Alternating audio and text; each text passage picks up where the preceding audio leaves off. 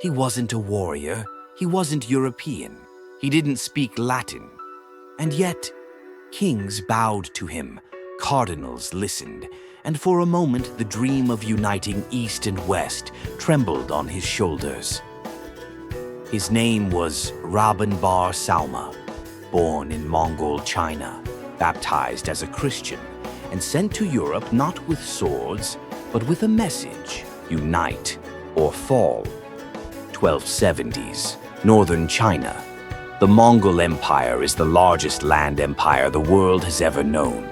But in the city of Zhongdu, modern-day Beijing, a small Christian community prays beneath the rule of the Khan.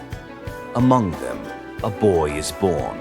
His name, Bar Sauma, of Turkish descent, raised in the Nestorian Church, a branch of Christianity long banished from Rome. His world is not Latin hymns and marble chapels. It's calligraphy, incense, and Genghis Khan's shadow. He studies theology, science, diplomacy, speaks Chinese, Persian, Syriac, and as he grows, so does one dream: a pilgrimage to Jerusalem, to touch the soil where Christ walked, to pray where the apostles died. He was not a conqueror, he was a seeker. At age 40, he departs. With his student Marcos, he rides west through the shattered remnants of Silk Road cities: Dunhuang, Kashgar, Samarkand, Baghdad. They are Christian monks in a Muslim world, protected only by the Mongol banners they carry and the mercy of passing warlords. They sleep in ruins, cross snowbound passes, dodge raiders, and after 3 years they reach the Near East. But Jerusalem is closed. The Holy Land burns in the embers of the Crusades. The Mamluks control it. To enter would mean death. Bar Sauma's dream dies, but fate has other plans.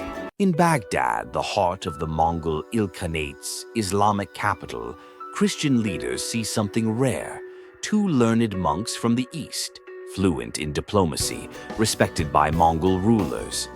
Marcos is elected patriarch of the Church of the East. He becomes Mar Jabalaha III, leader of millions of Christians from Syria to China. And Bar Sauma, the quiet scholar, becomes his closest advisor. Then comes a mission, one that no Christian from the East has ever attempted. In 1287, the Mongol ruler Genghis Khan seeks an alliance with Europe. He wants to crush the Mamluks, the Muslim power that controls Jerusalem. He sends an envoy, not a general, not a merchant, but a monk from China, a Christian who speaks the languages of East and West. Bar Sauma.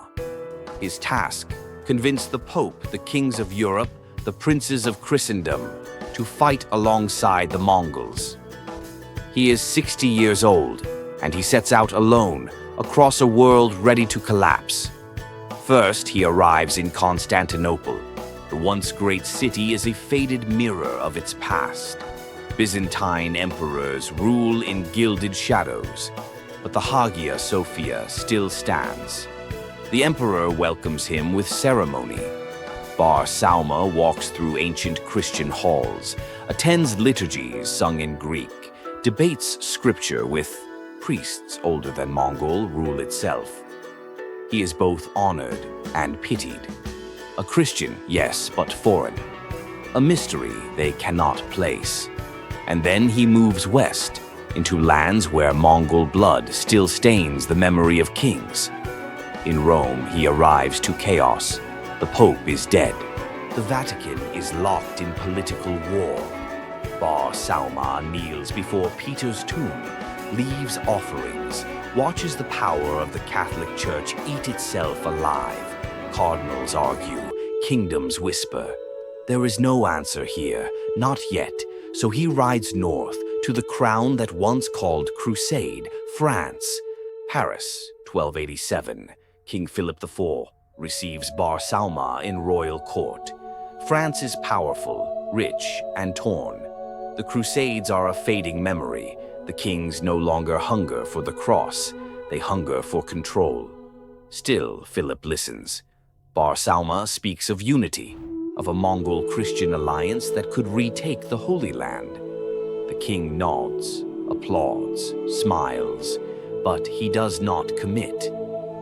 Bar Sauma is honored. He is lavished with robes, relics, and respect, but not soldiers. He sails across the channel. King Edward the Fawn, the warrior king, welcomes him. England is in turmoil, but still holds its legacy of crusade. They speak at length about Islam, about the East, about prophecy. Edward is fascinated, but cautious. A Mongol army with Christian banners is a miracle or a threat. In 1288, Bar Sauma returns to Persia. He carries letters, promises, silk, swords, everything but what he needed, a commitment to war. The Mongol dream of a Christian crusade dies. Genghis Khan will soon be dead. The Ilkhanate fades. The Mamluks remain strong. The East and West spoke, but they did not unite. Bar Sauma retreats from politics. He writes down his journey, one of the earliest travel memoirs in world history. He records a Europe no Mongol had described, a Christianity the West had forgotten existed. He dies in Baghdad, not as a hero, not as a conqueror, but as a bridge. We remember Marco Polo, but Bar Sauma crossed the same distances before him. We remember Crusaders, but Bar Sauma dreamed not of blood, but of alliance. He came from the East, spoke the name of Christ, wore the seal of the Khan, and for a fleeting moment in time, he stood in the ruins of empires and dared to unite them. He did not become pope, but he became something far rarer, a stranger whom the world could not ignore.